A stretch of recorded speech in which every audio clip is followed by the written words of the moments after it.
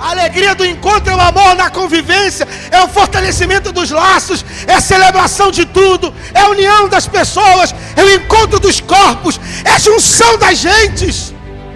Que você precisa olhar para sua casa e entender que há alguma coisa além, acima desse cenário que você pode estar vivendo agora. Do comercial de margarina a estar na sala do trono, é Deus dizer para nós que família real é a nossa.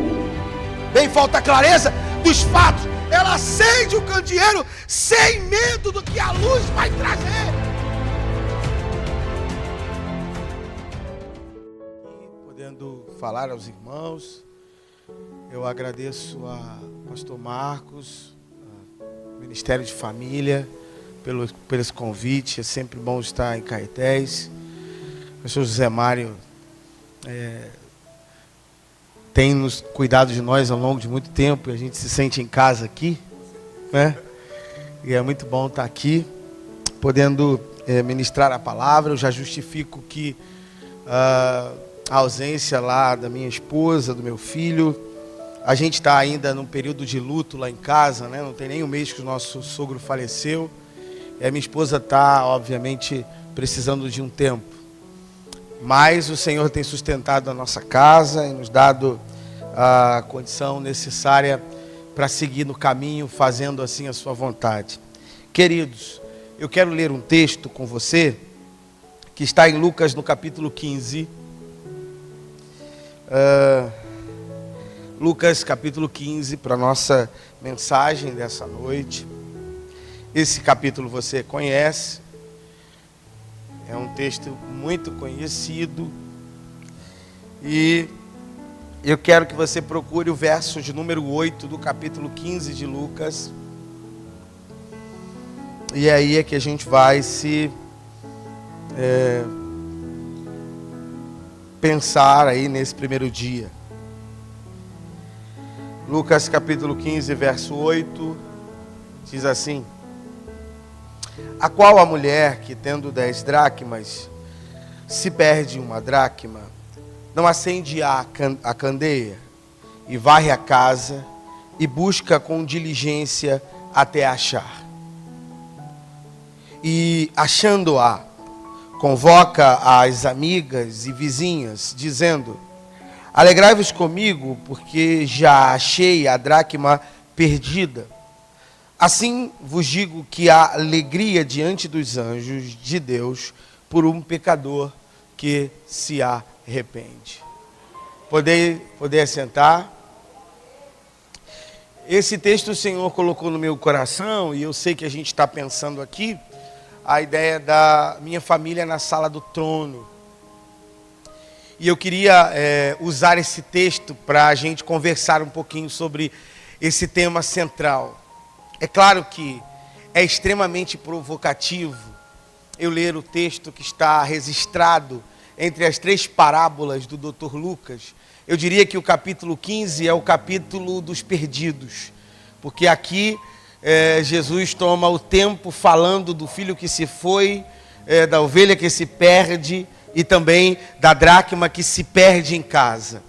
Eu queria, antes de tudo, até por uma questão de se justificar, eu sou professor do seminário aqui, e eu preciso, antes de qualquer coisa, justificar que, hermeneuticamente, o texto que a gente leu só tem uma definição, uma resposta e uma interpretação.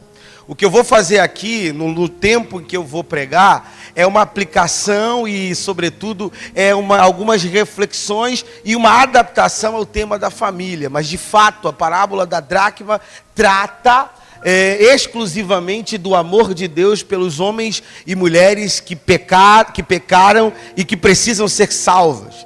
Então essa é a interpretação única deste versículo ou dessa história. Mas existem algumas provocações aqui que a gente poderia, num outro contexto, num outro momento, conversar muito. Por exemplo, tem uma coisa que me chama muita atenção: como Jesus era inovador. Porque Jesus, pela primeira vez na história, isso aqui para os meus alunos fica uma ideia. Pela primeira vez na história, ele pega a figura de uma mulher para representar Deus. Isso aqui a gente já poderia conversar assim um mês sobre esse fato. Do que seria isso? Do que seria isso nesse tempo, ele usar a história de uma mulher comum, e nessa figura a mulher da dracma é o próprio Deus. E a dracma é esse pecador que se perde, e a alegria que se tem é Deus trazendo de volta. No entanto, me permita fugir um pouco de toda essa estrutura teológica, para, com aplicações muito práticas, trazer algumas coisas para o coração de vocês essa noite.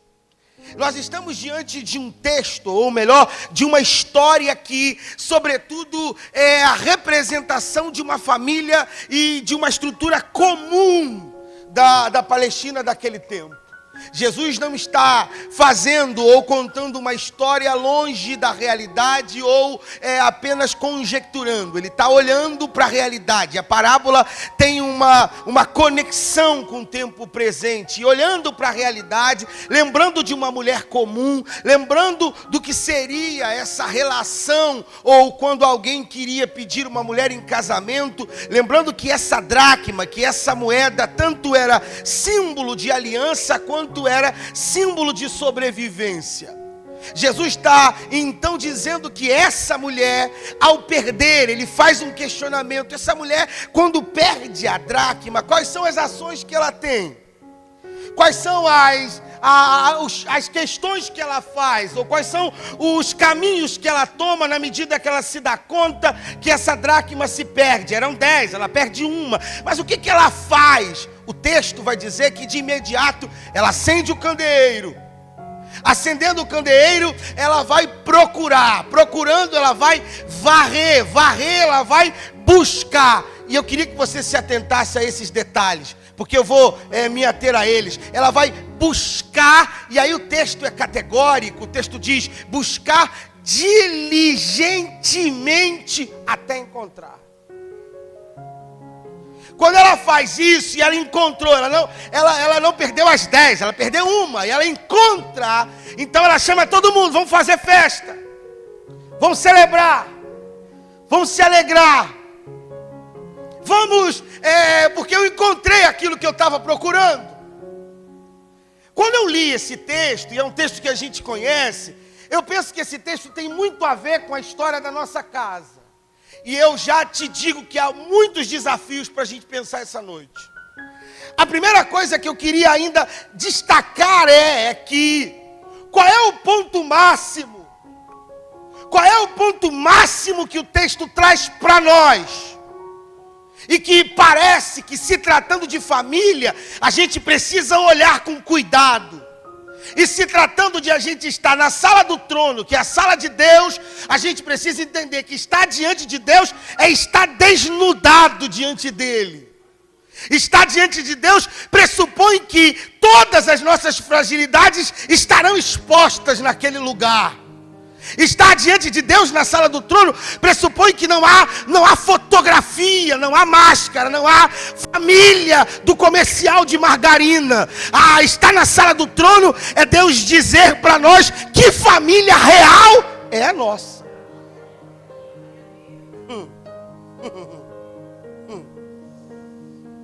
E aí, ao olhar para cá, tem um ponto que eu chamei no meu sermão, que é o ponto máximo. Qual é o ponto máximo aqui da aplicação da parábola da dracma perdida? O ponto máximo é o seguinte: é que perdi alguma coisa. Diga comigo: perdemos alguma coisa. Eu penso que aqui é o ponto máximo. Porque ela se dá conta que alguma coisa se perdeu.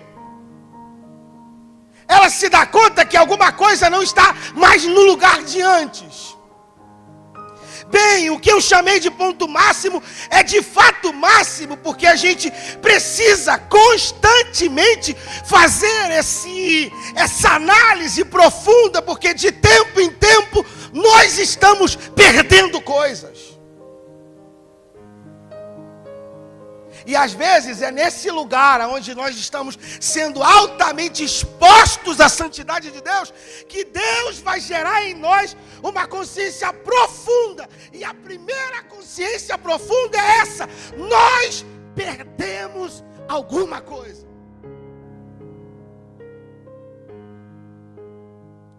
O maior desafio está aqui. Está justamente pensar de que alguma coisa se perdeu. E percebe que Jesus, na maior naturalidade do mundo, ele vai dizer que essa coisa que se perde de maneira natural. E aí eu quero inicialmente lhe questionar o que você tem ideia do que a sua casa perdeu? Você tem ideia do que você perdeu até aqui? Você tem ideia do que se perdeu ao longo do caminho? Agora, uma outra coisa que eu chamei de ponto de ação. Se há um ponto máximo que perdemos alguma coisa, há um ponto de ação. O que é o ponto de ação? O ponto de ação desse texto é o que faremos. Porque tem muita gente que até diz que perdeu, sabe que perdeu, assume que perdeu, mas não faz nada.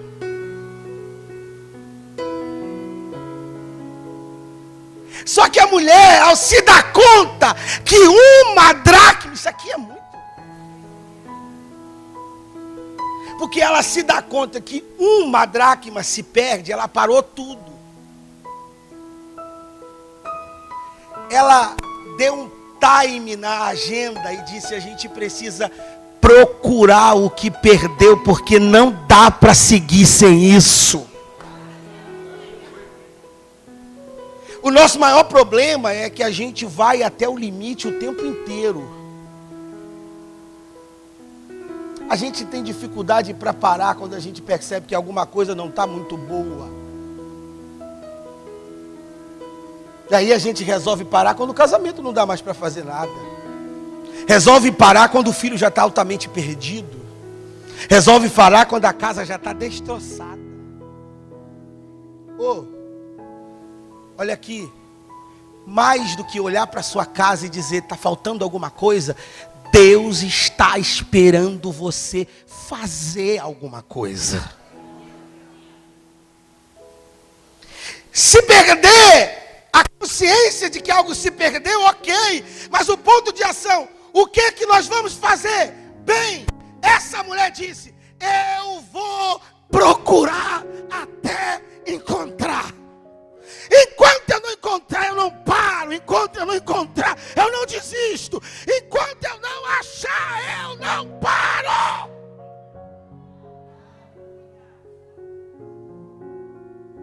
Bem, Deus essa noite veio nos provocar aqui.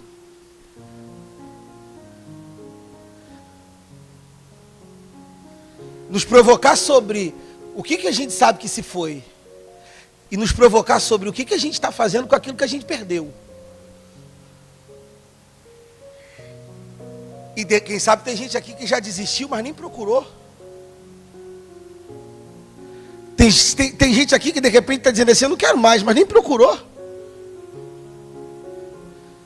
Mas eu não ponho mais a minha força, mas não se esforçou ainda.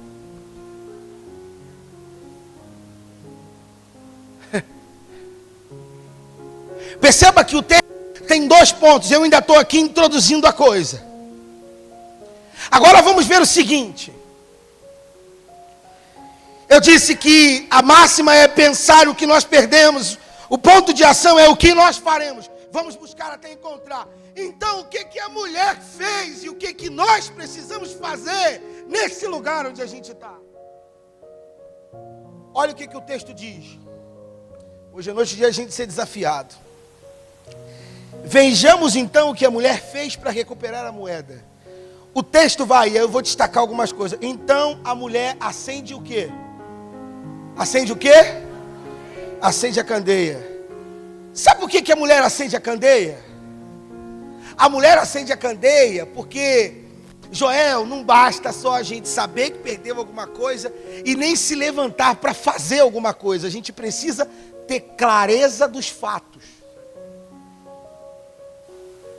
A gente precisa ter clareza. Por que ela acende? Tem um teórico na psicanálise, Lacan, diz que a gente só pode acender a luz na medida que a gente se dá conta primeiro da escuridão que a gente está. O que ele de fato, o que essa mulher faz? Ela acende o candeeiro, ela acende a luz para ter clareza do fato. E aqui está uma questão interessante para a gente pensar. Nós, na maioria das vezes, precisamos, antes de qualquer coisa, de clareza sobre a real situação da nossa casa. Como é que está a sua casa? Se alguém te pergunta, como é que está a sua casa? Aí você pode até dizer assim, não, está bem. Está bem como? Está bem de que jeito? Está bem de que maneira? Está bem de que forma? Como é que você responderia? Como é que você diria? Como é que você daria um diagnóstico hoje da sua família? Você tem clareza? Ou seja, mais do que qualquer coisa, o acender o candeeiro é ter clareza dos fatos. Irmão, é dar o nome certo para as coisas.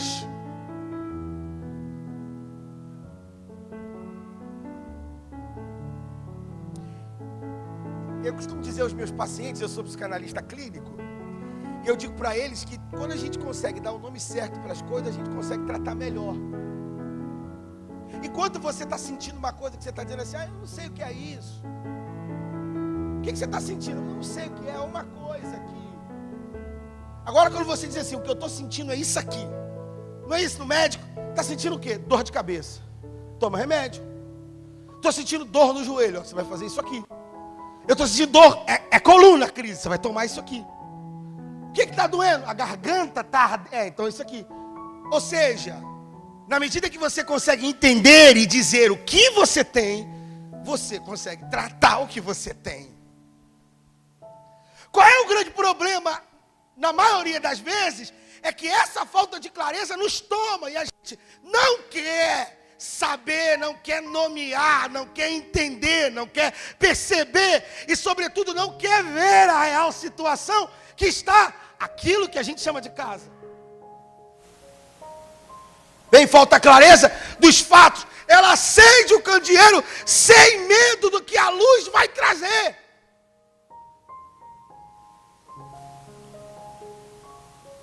E é um desafio, né, gente? Porque Jesus normalmente, quando vai ressuscitar morto, ele antes de mais nada quer saber onde a gente colocou o defunto. Não é isso? A gente está dizendo, Jesus ressuscita Lázaro. Mas antes de ressuscitar, ele diz, você enterrou aonde? Aí a gente diz, sabe o quê? Senhor, ali. Aí ele diz assim, ele vai mais fundo. Sala do trono é lugar de ir mais fundo. Ele vai assim, tira a pedra. Alguém grita, não pode. Vai cheirar mal. O que é acender o candeeiro? É deixar Deus tocar em áreas que a gente torna intocável até para Ele. Porque você sabia que existem áreas que... Deus é todo poderoso, mas você torna algumas áreas da sua vida intocáveis. Que nem para Ele se abre. Perdeu? Perdei. O que eu vou fazer? Eu vou agir. Ok? Como é que eu ajo? Acenda a luz. Mas eu não arrumei a casa. Mas a casa está bagunçada. Mas tem poeira no móvel. Acende a luz. Mas Senhor, está fora do lugar. Acende a luz. Senhor, mas isso aqui não está arrumado. Acende a luz. Senhor, mas a gente está com um problema aqui. Acende a luz. Porque Deus não toca nas nossas áreas sensíveis para nos expor na praça. É sempre para curar. Sempre para isso. Aleluia.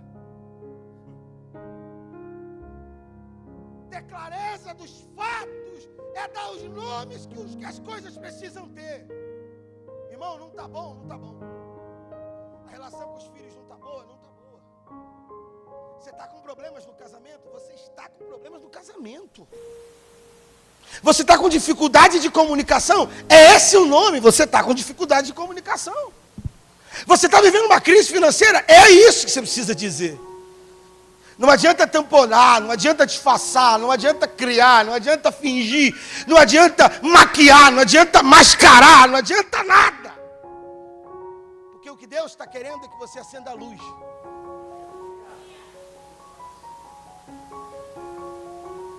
E a nossa casa é a nossa maior fortaleza, mas a nossa maior fragilidade.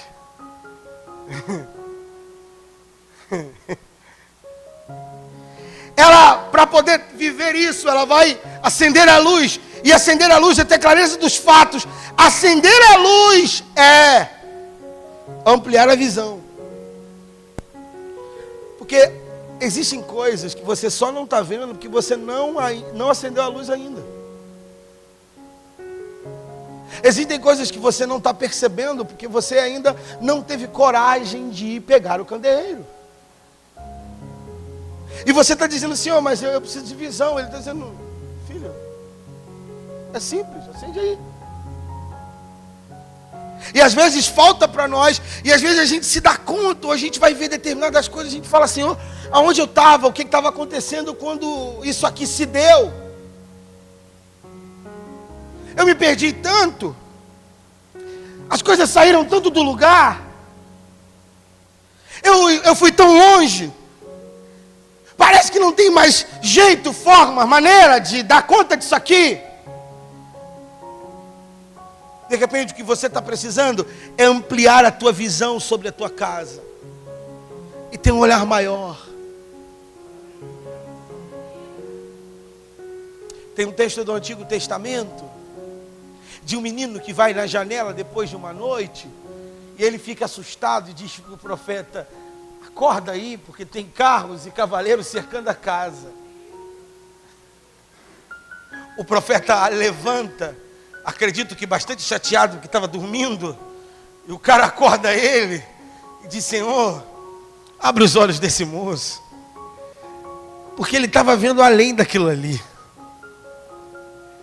Ele disse, menino, olha ao redor desses carros, tem carros e cavaleiros de fogo. Ampliar a visão é conseguir enxergar um pouquinho além das circunstâncias. Ampliar a visão é perceber exatamente que há alguma coisa além desse cenário. Isso aqui é muito profético que eu estou dizendo essa noite, porque você precisa olhar para a sua casa e entender que há alguma coisa além, acima desse cenário que você pode estar vivendo agora. Mas você precisa acender a luz.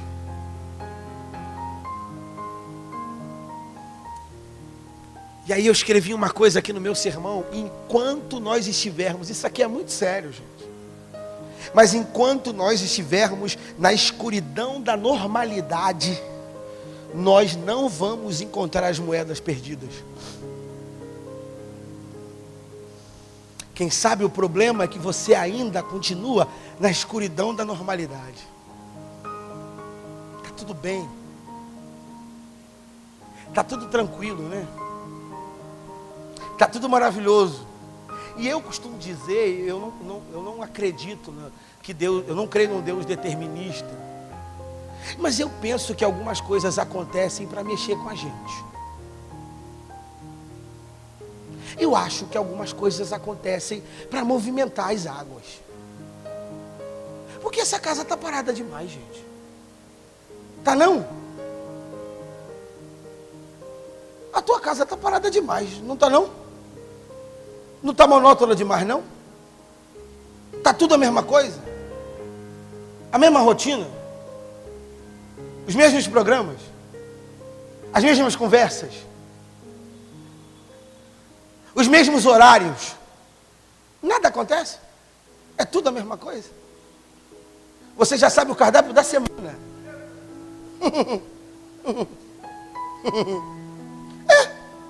Já sabe. Não, hoje é dia disso aqui. Amanhã é dia daquilo ali. Eu ouvi uma coisa. A vida é um organismo. Quando você faz um eco, né? Aquela maquininha lá que vê o coração. Gente, quando aquilo fica assim, ó, linear, é porque a gente morreu. O normal é quando o negócio está assim, ó. Pegou aí ou não?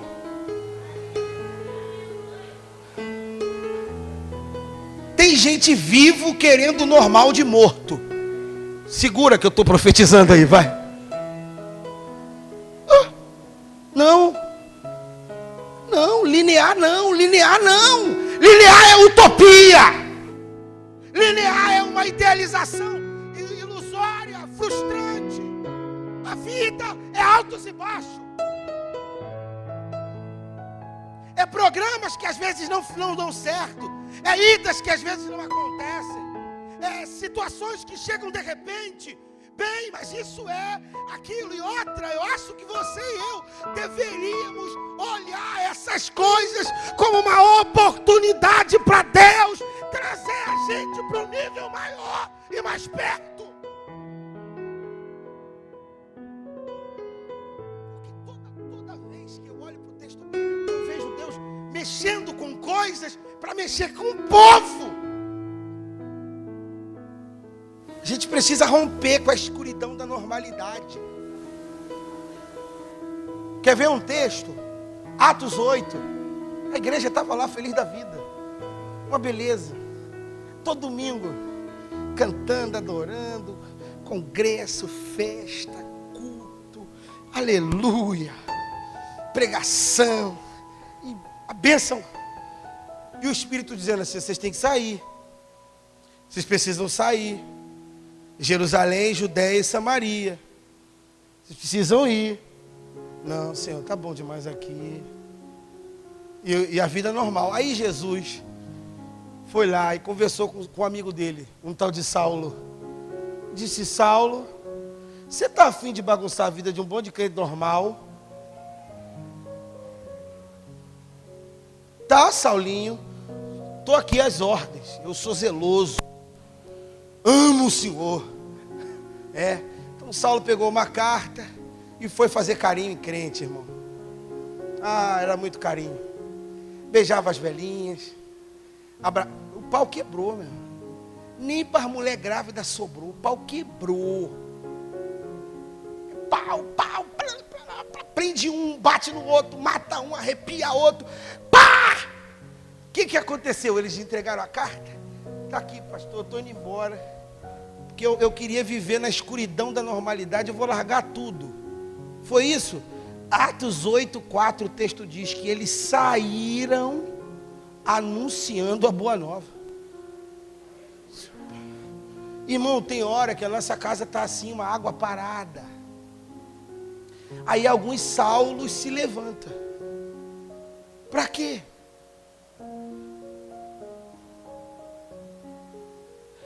Eu vou dizer uma coisa que eu estou sentindo aqui. Isso aqui não está na minha escrita, não. Eu vou fugir aqui um cadinho.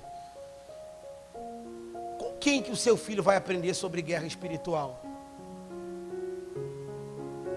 Com quem? Na internet?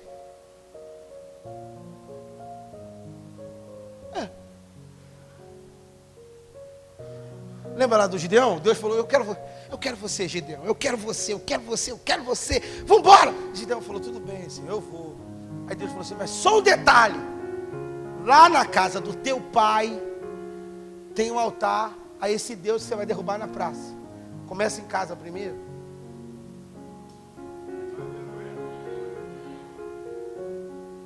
Aí a gente está querendo que os nossos meninos e meninas tenham experiência com Deus.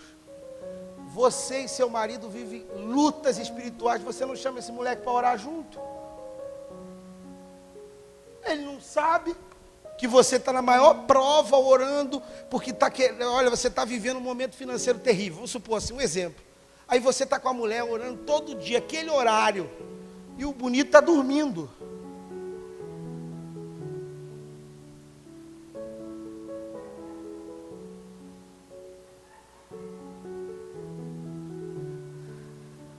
E ainda te pergunta assim: mamãe, você está chorando por quê? Papai, o que houve? O senhor está orando mais do que o normal. Aí você: não, meu filho, é porque eu estou crente. Não. Chama o moleque, bota o moleque sentado e diz assim: vem cá, ó, o negócio está brabo aqui em casa. E a partir de agora a gente vai orar todo dia nesse horário. E tal dia a gente vai fazer jejum, porque esse negócio está brabo.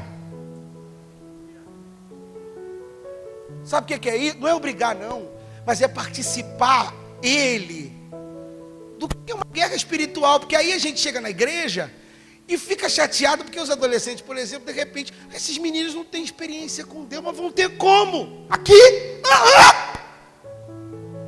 Porque se a nossa casa não for palco da glória de Deus, é o contrário, não é daqui para lá, é de lá para cá.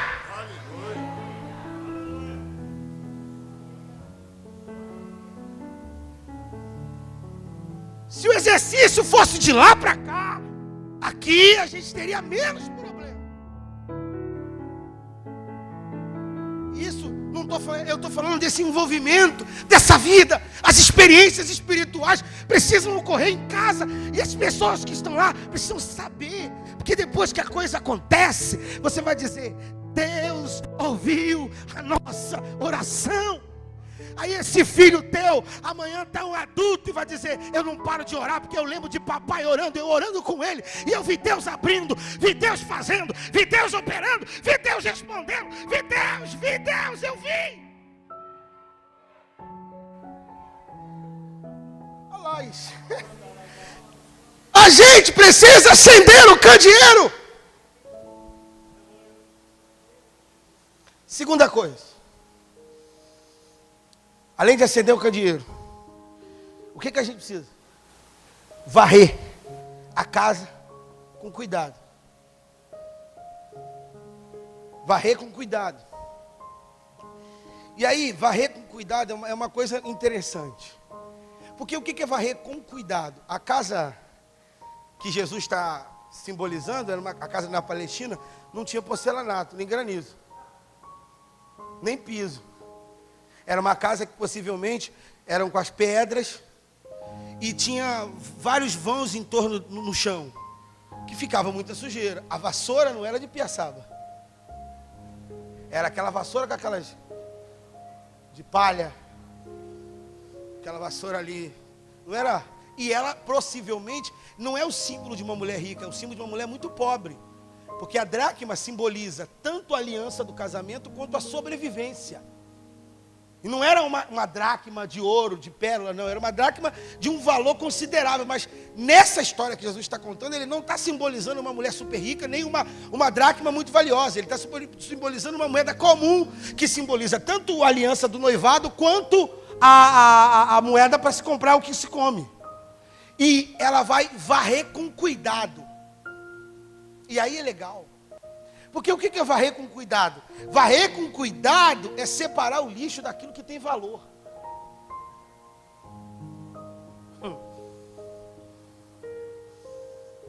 E eu penso que aqui é o nosso maior desafio.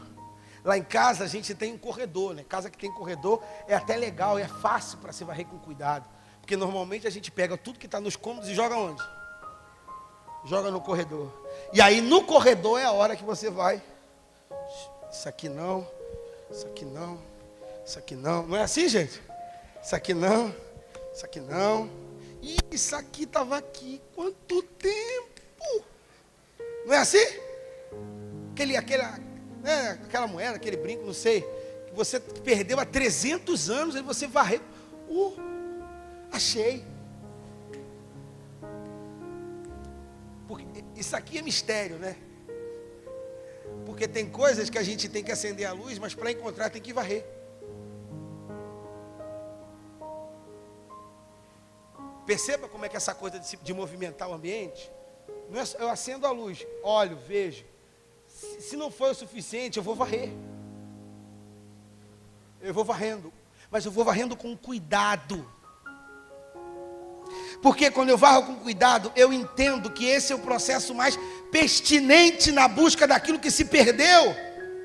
Pois teremos que perceber que nem tudo que está no lixo é lixo.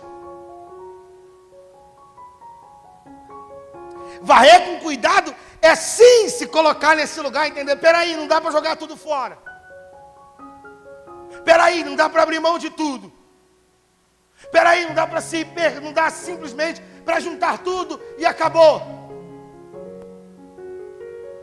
E normalmente é nessa hora em que a gente está varrendo com cuidado em que a gente começa a achar as coisas.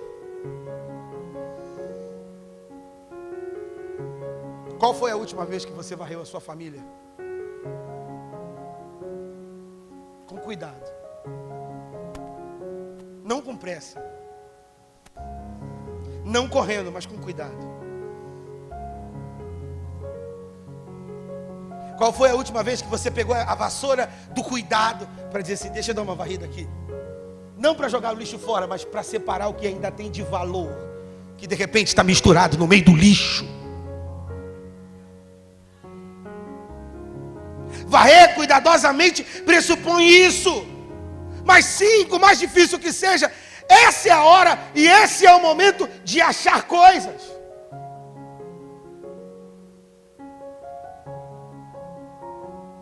E de achar coisas que algumas delas você já achou que estavam totalmente perdidas. Irmão, o que eu estou dizendo aqui é de uma profundidade extraordinária, porque tem gente que já achou que perdeu coisa, que já não dá mais jeito, que está levando de qualquer jeito, que deixa do jeito que está, porque está muito bom, que só bastava varrer, que ia perceber que não perdeu ainda, que ainda está lá. Você só não está vendo porque tem muito lixo. Você só não está conseguindo encontrar porque tem muita coisa.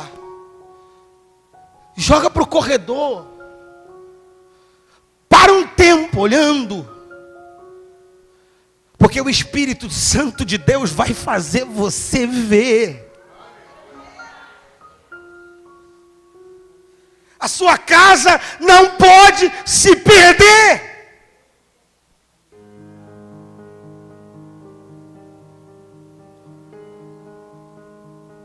Acender, varrer com cuidado. Terceira coisa.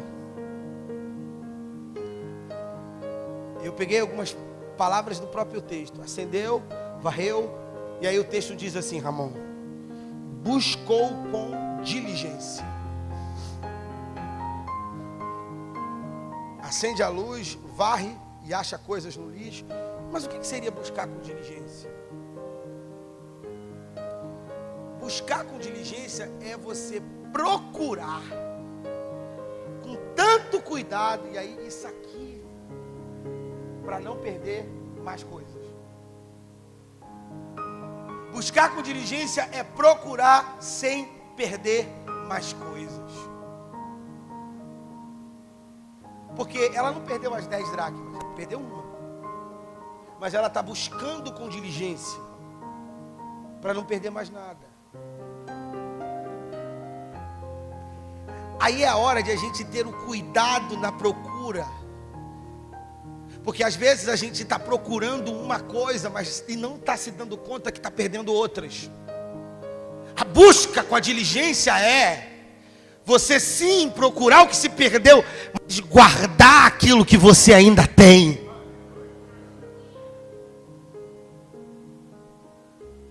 A ideia de buscar com diligência é o esforço, é a perseverança.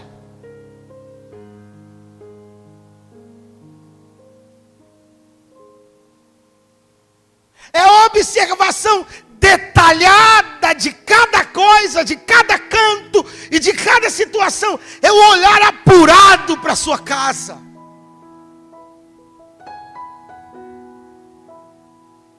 Eu penso que foi para isso que Deus trouxe a nossa família para a sala do trono. Para dizer para a gente, acenda a luz, varra a casa e procure com cuidado, com esforço, com perseverança. Olhe cada detalhe, olhe cada canto, olhe cada coisa.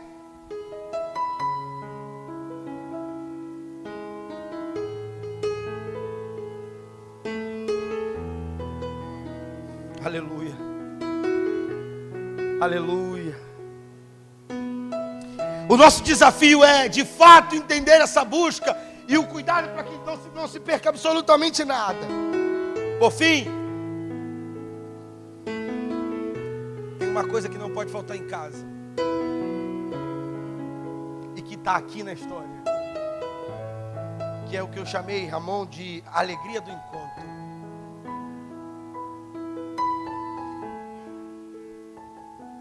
Casa, toda casa precisa de festa, gente. Não é verdade? Tem casa que não tem festa nunca. Tem que ter festa.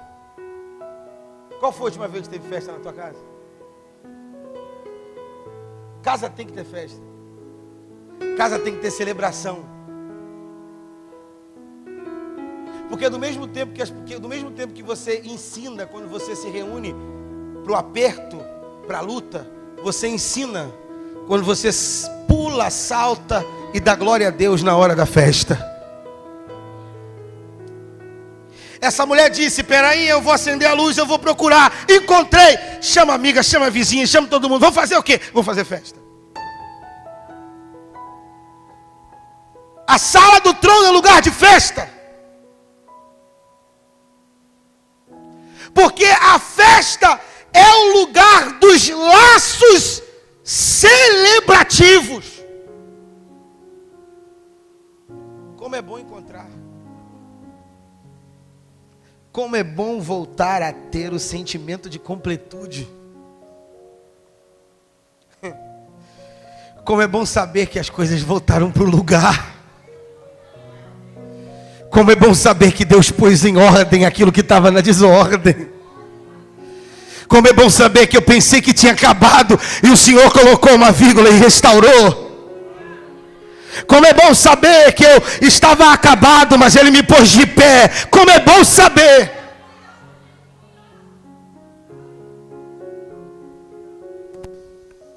A alegria do encontro é o amor na convivência, é o fortalecimento dos laços, é a celebração de tudo, é a união das pessoas, é o encontro dos corpos, é a junção das gentes.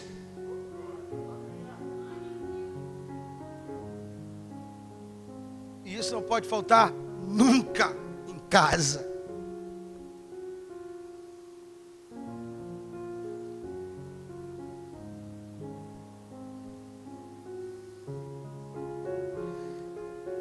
Uma coisa que a gente precisa levar no coração essa noite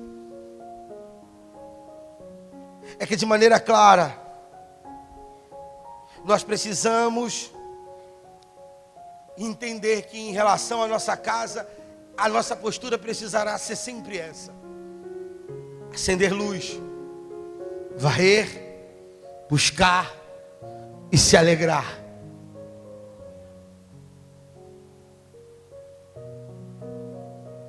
Se tem uma razão para estarmos nesse lugar santíssimo, onde o Deus eterno se assenta no trono e nos confronta na nossa realidade, nos confronta com aquilo que somos e que, como estamos, é esse. E volto a dizer, a intenção de Deus pondo o espelho diante de nós não é nos jogar no inferno nem no abismo, mas nos restaurar com a sua glória e com a sua graça.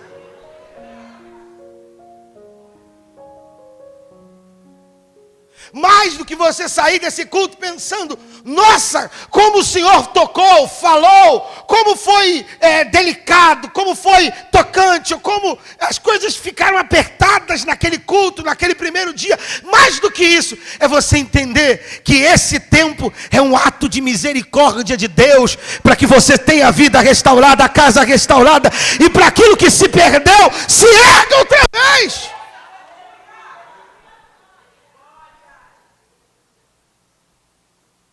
Porque, na real, o final da história é exatamente o que está proposto no verso 10.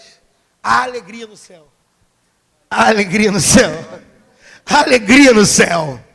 há alegria no céu. Sempre que um pecador se arrepende, há alegria no céu. Sempre que uma casa se rende, há alegria no céu. Sempre que você entende o caminho, há alegria no céu. Sempre que você compreende o que Deus quer, há alegria no céu. Sempre que você põe a sua casa na direção, há alegria.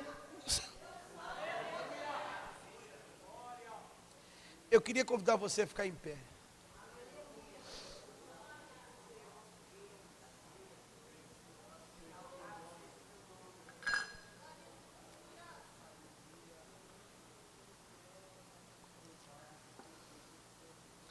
Vamos orar juntos? Como é que está a sua casa? Eu vou descer um pouquinho aqui. Como é que está a sua casa? E aí essa pergunta é de verdade mesmo. Como é que está a sua casa? Como é que você veio aqui para esse seminário de família? Como é que você trouxe a sua casa para cá? Mesmo que você esteja aqui sozinho, mas como é que você trouxe a sua casa para cá? Eu vim para cá com isso no coração. Eu queria orar. E eu queria que você orasse comigo. Orando, relemaia, sé. Orelemancho, que le maramancho, heremahala, sia, macau é terra, mahá. Aleluia, eu sinto Jesus aqui, irmãos.